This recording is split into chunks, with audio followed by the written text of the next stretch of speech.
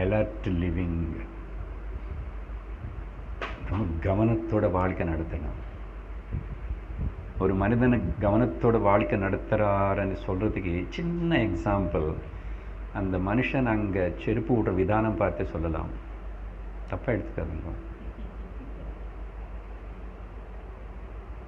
குழந்தையா பெரியவனா சின்னவனான்னு இல்லை, ஒரு இடத்துல செருப்பு 2 வைக்கிற விதானம் பார்த்து அந்த மனுஷனுக்கு அலர்ட் லிவிங் இருக்கா இல்லையான்னு.